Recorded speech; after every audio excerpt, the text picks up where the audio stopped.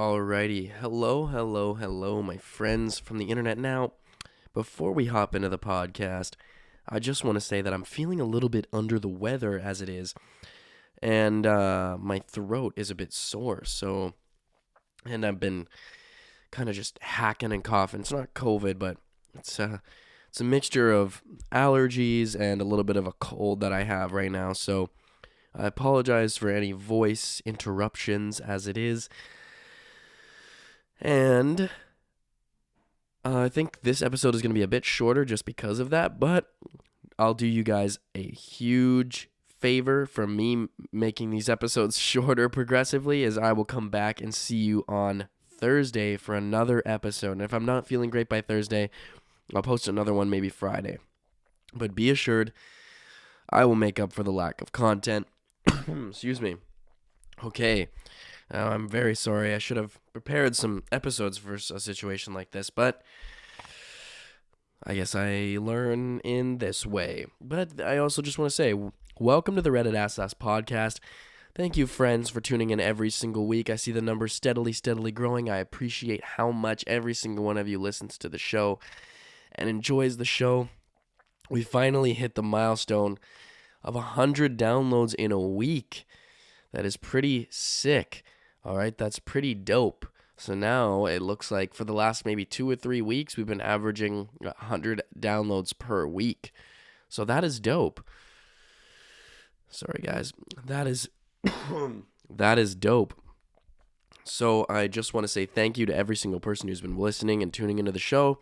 I very much appreciate every single one of you. Now, without further ado, welcome to the Reddit Ask Us podcast. I'm your host, Luke Dick. Before we end into the show, if you're watching on YouTube, make sure to like, comment, and subscribe. And if you're listening to Apple Podcasts, Spotify, wherever else you get your podcasts, make sure to leave us a rating. And also, please leave us a review. You can find us on Instagram and TikTok at Reddit Ask Us Podcast, where there's new clips of the show posted.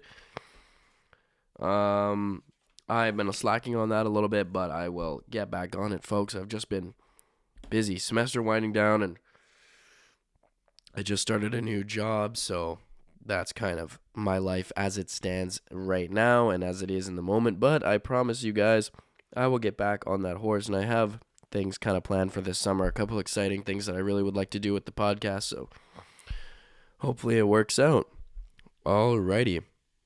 So this week's episode is, what is the most interesting mental disorder you've encountered? And I think a reason I chose this one is because the human mind and the human brain is so fragile. And it's so interesting that sometimes the slightest things that can happen to our brains and our mind can change our entire perception of the world and change our entire behavior. So it's just sometimes interesting to see these the effects that it has on people, just seeing what sorts of things can affect people's behaviors and their perceptions of the world. Sorry, guys. So this first one comes from Ian Michaels, medical doctor here, neurologist. Capgras delusion. The patient is convinced that a family member has been replaced by an imposter who is completely identical. For example, the patient will tell you the person sitting across from them looks exactly like their spouse, sounds exactly like their spouse, has all the memories of their spouse, but that is not actually my spouse. And the patient oftentimes isn't overly distressed by this imposter. In 20 years, I've only seen this condition twice. And then we have a reply from Kendrick Peerless. Sorry. I was going to write about the Capgras delusion. A case I had a few years ago in this instance was a mother who was under the false belief that her son was a clone. We had some success with atypical antipsychotics, and I helped her focus her energy on being a good mother to the kid, whether it was hers or not, because she could agree that the child was innocent and needed a loving home. Family support was also crucial. So yeah, sorry guys. That is interesting how they're sus. You believe that somebody is an imposter. So it's like, I guess, well, that's not imposter syndrome. Maybe it's like, I think imposter syndrome is like, you believe you're another person? All right. So this next one is a reply also from my Pornrow Reddit. Posting from my throwaway. This happened to me about a year ago. I had a bout of marijuana-induced psychosis and became convinced that my mother and several of my close friends had been replaced. Wasn't sure if the replacement were aliens, clones, or simply actors.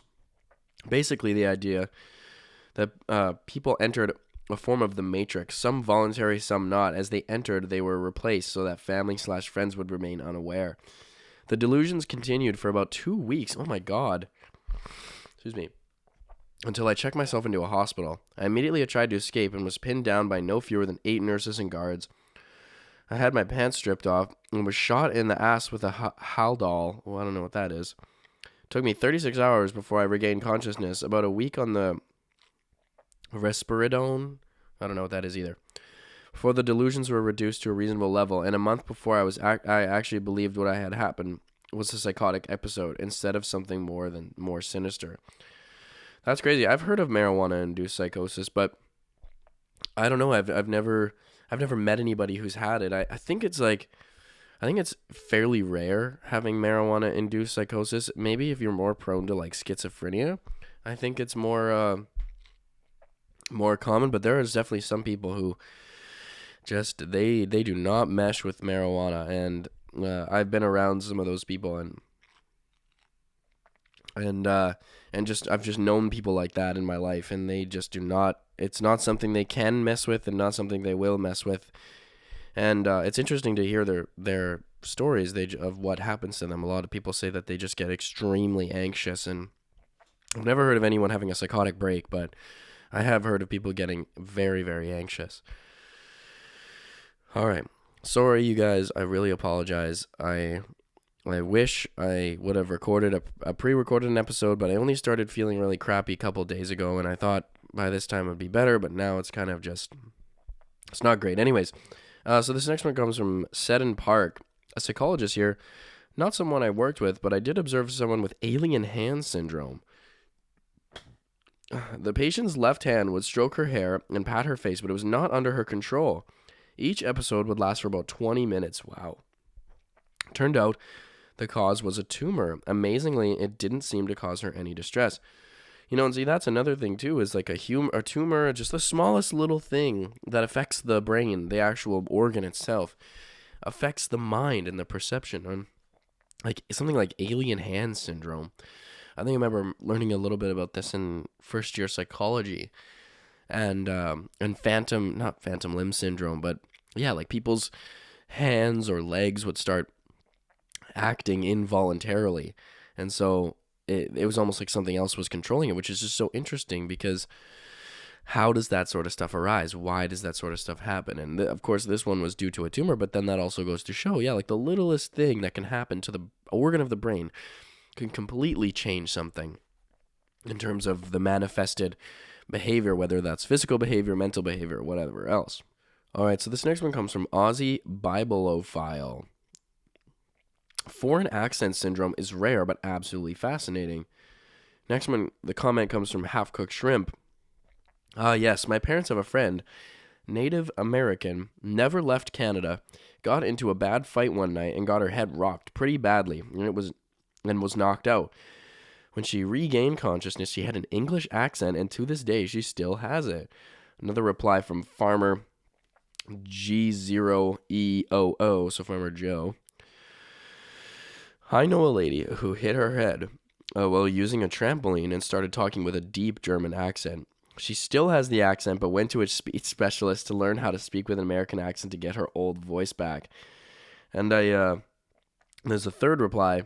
I read a very interesting article from Kunikutanu. I read a very interesting article about this, and when they linked to it, apparently the accent we perceive them to have is not what actual speakers of the language perceive them having. An American woman with a British accent was told she sounded South African in the UK. What's probably happening is that the damage to the parts of the brain that produce speech causes pronunciation and grammar/syntax to change. We as listeners then try to pin the changes to an accent/dialect we've heard before, when in fact no such one exists. Interesting. And maybe that happens in the brain too. The brain is trying to familiarize how someone sounds and how they maybe it doesn't know what to do, and it's trying to match it to something, so maybe words here and there sound a little bit different or a little bit off, or sound like they're matching to a specific language when the brain is just trying to make those recognition patterns, which is interesting. Yeah, it may not be actually like it's a specific foreign accent somebody's trying to imitate, but rather the brain is just making a foreign accent and we are interpreting it as a specific accent when it actually might not even be a real specific accent. That's actually super interesting. All right, so this next one comes from Alaya2121, mental health counselor here. The interesting one is schizophrenia with visual hallucinations. Most people with schizophrenia have auditory hallucinations. I did not realize how much more unsettling the visual one is. The client I had this disorder, the client I had with this disorder used to see me and other people he knew. He called me up once yelling at me for coming into his apartment early in the morning, even though I told him otherwise. The experience of seeing me is very real to him. I can't imagine seeing people in my own home, especially at night. That would freak me the fuck out. I very much agree.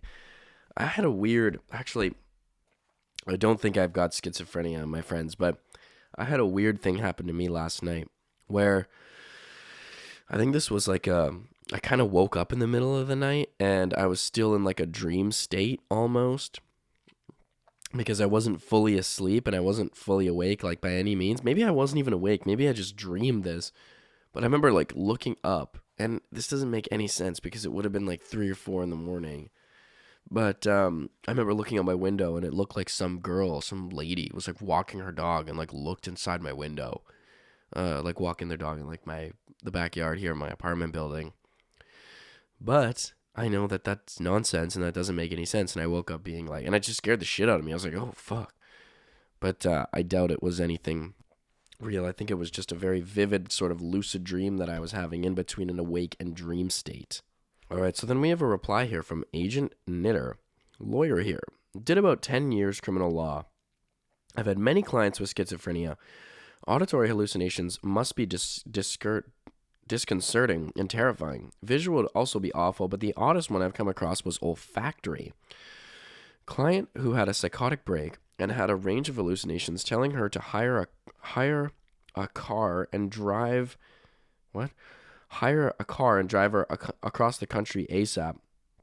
She was arrested doing 180 kilometers an hour through a country town. Speed limit was 60 kilometers an hour on a major highway. When I came down to see her, she was obviously unwell, but she kept sniffing my hand and any time I asked her a question.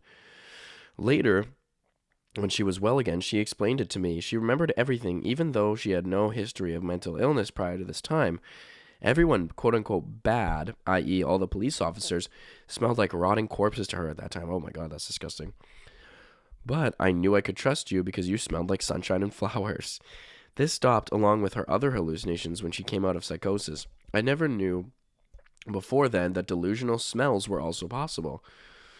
Then we have a reply here from Sind Angel 8027. I have olfactory hallucinations, no visual or auditory. It's incredibly odd. Oftentimes it's something acidic that I smell. Oh, that just creeps me out. Most often I'll smell urine or vinegar. I actually made a friend, only one I have now, because he smelled like pickles. Kind of funny in hindsight, totally harmless thing. But there are other times where it gets to the point where I'll obsessively start cleaning piss-smelling things or harassing my family about wetting themselves. Yep. That does not sound like a desirable thing. Man, if there's one mental disorder, mental illness that freaks me the fuck out, it's schizophrenia, man. Like, holy shit. No part of that sounds good. My sister's, she's a nurse, and she's worked on, like, psych units and psychiatric units and stuff, and she's dealt with people with schizophrenia. And most of it's auditory schizophrenia, but it's just... It is not good. Like, it is not good. There's actually a really good movie on Netflix about schizophrenia. I can't remember, but it's got the girl from Bridge to Terabithia in it, and the guy who played Roderick in, excuse me, in the Diary of a Wimpy Kid original movies. And it's about this kid, and he's like trying to deal with his schizophrenia. And, like, they play his voices that he hears in his head. And it's very interesting. It gives you a very I don't know, lucid take, I guess, on what it might be like to have schizophrenia. Very, very stressful. But it's also not like these people are, like, you can have schizophrenia, but you can also not be insane, you know? It's just difficult, man. It's just a whole nother level of difficulty that's added to your life. And that's just so interesting. Like, schizophrenia just seems like a very, I don't know. It seems like like, why does it happen? How does it happen? Where does it happen? Like, these are the ultimate questions that I think, like, it's probably not only the most, like, terrifying mental illness, but it's probably also one of the most interesting because there's so much, I don't know, like, detail behind it. And there's so much vividness to how, like, what happens to you. Like, depression, you know, you're depressed, right? Anxiety, you're anxious. We know what, you know, even if you don't have depression, or even if you don't have anxiety, at one point you've probably felt depressed or you've probably felt anxious. So you can kind of extrapolate on that and try to imagine what that's like for somebody who has those conditions. But for somebody who's got schizophrenia, like, bruh, there's really no way you could try to imagine what that's like, or even try to comprehend what that experience would be like. But anyways, I think I'm gonna end it here today, folks. My voice is just killing me, but I will see you guys again this week because I'm so sorry, guys, because of my voice and everything. But I will be putting out another episode for you guys all to listen to later this week, and to make up for the content, I might keep going and do a part 2 of this episode because it's just interesting what people have to say. But I've got a couple more episodes lined up on the queue, so I will get those ones read to you, and we will all react to the comments. Remember, folks, this is a collective experience. Okay. Thank you guys for tuning into this very short Reddit Asks Us podcast. If you're watching on YouTube, make sure to like, make sure to comment, and subscribe. If you're listening on Apple Podcasts, Spotify, wherever else you get your podcasts, make sure to leave us a rating, and also please leave us a review. You can find us on Instagram and TikTok at Reddit Asks Us podcast, where we post new clips of the show, or trying to post new clips of the show on a weekly basis. I am your host, Luke Dick. Thank you guys so much for tuning in the podcast. I hope this one was not too unbearable, and I will see you guys later in the week, and I'll also see you guys next week. Peace out. Thank you, and I love you all. Goodbye.